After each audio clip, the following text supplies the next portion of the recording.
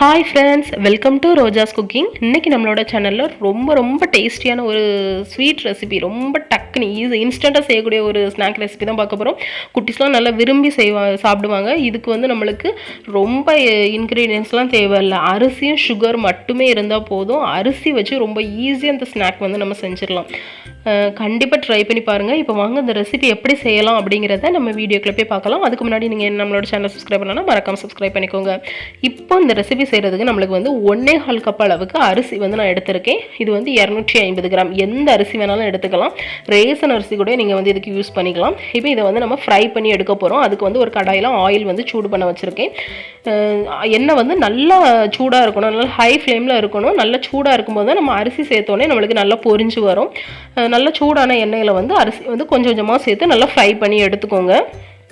உங்களுக்கு வந்து ஃப்ரை பண்ண விருப்பம் இல்லை அப்படின்னா நீங்கள் இதை வந்து வறுத்து கூட எடுத்துக்கலாம். எண்ணெய் இல்லாமல் நார்மலாக வறுத்து கூட எடுத்துக்கலாம். இப்போ வந்து நான் ஃப்ரை பண்ணி எடுத்துக்கிறேன். ஃப்ரை பண்ண அரிசியை வந்து வேற ஒரு சல்லடையில் வந்து சேர்த்துக்கிறேன். அந்த ஆயில் வந்து வடிஞ்சிட்டு இருக்கும். அதனால தான் இது வந்து ரொம்ப எண்ணெய்லாம் குடிக்காது. ரொம்ப ஈஸியாக செஞ்சு முடிச்சிடலாம். கம்மியான ஆயில் இருந்தாலே போதும், ரொம்ப டக்குனி செஞ்சு முடிச்சிடலாம். நீங்கள் ரேசன் அரிசி சேர்க்குறீங்க அப்படின்னா கொஞ்சம் அரிசியில் வந்து தூசி இருக்கும் அப்படின்னு நினச்சிங்கன்னா நல்லா கழுவி காய வச்சுருங்க. ஃபுல்லாக ஒரு வெள்ளை துணியில் போட்டு காய வச்சுட்டு அதுக்கப்புறமா இந்த மாதிரி ஃப்ரை பண்ணிக்கோங்க. இப்போ இதை வந்து நம்ம தனியாக வச்சிடலாம். அடுத்து வந்து ஒரு பவுலில் நான் வந்து ட்ரை ஃப்ரூட்ஸ் எடுத்துக்கிறேன். இதுக்குள்ள வந்து கொஞ்சமாக டேட்ஸு, கொஞ்சமாக ட்ரை கிரேப்ஸ் எடுத்திருக்கேன். இந்த கருப்பு திராட்சை, அப்புறம் பிரியாணிக்கு போடுற திராட்சை எடுத்திருக்கேன். கருப்பு திராட்சை வந்து வித்து இல்லாதது எடுத்திருக்கேன். அதை வந்து லைட்டாக கழுவி எடுத்துகிட்டு வந்துடலாம். அடுத்தால இதிலேயே கொஞ்சமாக நிலக்கடலை, வறுத்த நிலக்கடலை சேர்த்துக்கலாம். அப்புறம் இந்த டேட்ஸை வந்து குட்டி குட்டியாக கட் பண்ணிக்கோங்க. அப்போ நம்மளுக்கு சேர்க்கும் போது நல்லாயிருக்கும், சாப்பிட்றதுக்கும் நல்லாயிருக்கும். குட்டி குட்டியாக கட் பண்ணிக்கோங்க. இது கூடாலே கொஞ்சமாக முந்திரி பருப்பு வந்து சேர்த்துக்கலாம். இதில் வந்து இது எல்லாமே சேர்க்கணும்னு கிடையாது. உங்கள்கிட்ட எது இருக்கோ அது கூட சேர்த்துக்கலாம். உங்கள்கிட்ட எக்ஸ்ட்ரா வேறு பாதாம் பிஸ்தா எது இருந்தாலும் நீங்கள் இதில் வந்து சேர்த்துக்கலாம். நான் இவ்வளவும் சேர்த்துருக்கேன். சேர்த்து தனியாக வச்சிடலாம். அளவும் கிடையாது, உங்களுக்கு எவ்வளோ தேவையோ அவ்வளோ சேர்த்துக்கோங்க. அடுத்து டின் ரெடி பண்ணிக்கலாம். நான் வந்து ஒரு 7 இன்ச்சு ட்ரே எடுத்திருக்கேன். அதில் ஆயில் அப்ளை பண்ணி பட்டர் பேப்பர் போட்டு வச்சுருக்கேன். இதில் வந்து கொஞ்சமாக வறுத்த வெள்ளை எள்ளும் கருப்பு எள்ளும் நான் சேர்த்துக்கிறேன். இது வந்து ஆப்ஷனல் தான். சேர்த்துட்டு நம்ம இதை தனியாக வச்சிடலாம். அடுத்து ஒரு பெரிய கடாயில் 6 table spoon sugar, 6 table spoon தண்ணி சேர்த்துருக்கேன். அது கூடலேயே ஒரு 2 டேபிள் ஸ்பூன் அளவுக்கு தேன் சேர்த்துக்கலாம். இது தேன் வந்து ஆப்ஷனல் தான். நீங்கள் எடுத்துருக்கிற கடாய் வந்து கொஞ்சம் பெருசாக எடுத்துக்கோங்க. அப்போ நம்மளுக்கு கிளறதுக்கு ஈஸியாக இருக்கும். இது வந்து நல்லா அந்த சுகர் வந்து நல்லா கரைஞ்சி நம்மளுக்கு வந்து ஒரு சாஃப்ட் பால் கன்சிஸ்டன்சிக்கு வரணும். ஒரு கம்பி பதம் வந்ததும் நீங்கள் இதை வந்து லோ ஃப்ளேமுக்கு மாற்றிக்கோங்க. ஒரு கம்பி பதம் வந்த உடனே நம்மளுக்கு வந்து டக்குனி நம்மளுக்கு சாஃப்ட் பால் வந்துடும். இப்போ எனக்கு வந்து கம்பி பதம் அந்த சாஃப்ட் பால் கன்சிஸ்டன்சி வந்துட்டான்னு பார்க்கறதுக்கு ஒரு பவுலில் வந்து தண்ணி சேர்த்துருக்கேன். அதில் கொஞ்சமாக சுகர் சிரப் விட்டு பார்த்தோம்னா நம்மளுக்கு இந்த மாதிரி உருட்டதுக்கு வரணும்.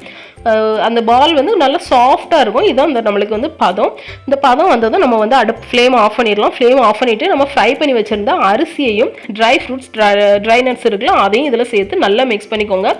உடனே அடுப்பு ஆஃப் பண்ணிவிட்டு நீங்கள் உடனே சேர்த்து உடனே மிக்ஸ் பண்ணி உடனே அந்த ட்ரேயில் வந்து நீங்கள் மாற்றிடணும். அப்படி இல்லைன்னா நம்மளுக்கு வந்து கெட்டியாக ஆரம்பிச்சிடும். அதனால இதை வந்து கொஞ்சம் வேகமாக செய்யணும். இந்த ஸ்டெப் மட்டும் எல்லா அரிசியும் நம்ம வந்து அதில் சேர்த்துட்டு நல்லா செட் பண்ணி விட்டுடலாம். நம்மளுக்கு வந்து கட் பண்ணுறதுக்கு ஈஸியாக இருக்கிற மாதிரி நல்லா அழுத்தி ஒரு ஸ்பூன் வச்சு நல்லா அழுத்தி விட்டுக்கோங்க. இதுக்கு மேலேயும் நான் வந்து கொஞ்சமாக வெள்ளை எள்ளு, கருப்பு எள்ளு சேர்த்து நல்லா அழுத்தி விட்டுட்டு இதை ஒரு 30 நிமிஷம் ரெஸ்ட்டில் விட்டுடலாம். நல்லா ஆறது வரை. நல்லா ஆறுனதுக்கப்புறமா இதை வந்து நம்ம வேற ஒரு பிளேட்டுக்கு மாற்றிக்கோங்க. ஒரு கட்டிங் போர்டு அப்படி இல்லைனா வேற ஒரு பிளேட்டுக்கு மாற்றிக்கோங்க. லைட்டாக தட்டி எடுத்திங்கனாலே போதும். அழகாக நம்மளுக்கு வந்து வெளியில் வந்துடும். ரொம்ப கஷ்டப்படலாம் தேவையில்லை. ஏன்னா நம்ம பட்டர் பேப்பர் போட்டுக்கிறதுனால ஈஸியாக வந்துடும். வெளியில் எடுத்ததுக்கு அப்புறமா அந்த பட்டர் பேப்பர் வந்து ரிமூவ் பண்ணிக்கோங்க. உங்களுக்கு பார்க்கும்போதே தெரியும் நல்லா செட் ஆயிருக்கு. இனி இதை வந்து உங்களுக்கு விருப்பமான மாதிரி பீஸ் போட்டுக்கலாம். ரொம்ப ஈஸியாக செஞ்சு முடிச்சிடலாம். கண்டிப்பாக எல்லாருமே ட்ரை பண்ணி பார்க்கணும். அரிசி வந்து நம்ம எல்லார் வீட்லேயுமே கண்டிப்பாக இருக்கும். குட்டீஸ்க்கு வந்து ஸ்வீட்டு ஸ்நாக்ஸ் கேட்குற டைமில் டக்குன்னு இன்ஸ்டண்ட்டாக செஞ்சு கொடுத்துடலாம். அரிசியும் இது சுகரும் தான். அது மட்டும் இல்லாமல் அதில் போட்டிருக்கிற நட்ஸு எல்லாமே நம்மளுக்கு ஹெல்த்தியான ஒரு ரெசிபி தான் இது. கண்டிப்பாக எல்லோரும் ட்ரை பண்ணி பாருங்கள். உங்களுக்கு ஆயில் வேண்டாம்னு நினச்சிங்கன்னா நீங்கள் வந்து வறுத்து கூட எடுத்துக்கலாம். இந்த வீடியோ உங்களுக்கு பிடிச்சிருக்குன்னு நம்புகிறேன். பிடிச்சிருந்தோம் அப்படின்னா லைக் பண்ணுங்கள், ஷேர் பண்ணுங்கள், சப்ஸ்கிரைப் பண்ணுங்கள். இன்னொரு இன்ட்ரெஸ்டிங்கான ரெசிபியோட, உங்களுக்கு பிடிச்ச மாதிரியான ஒரு ரெசிபியோட உங்களை மீட் பண்ணுறேன். பாய்.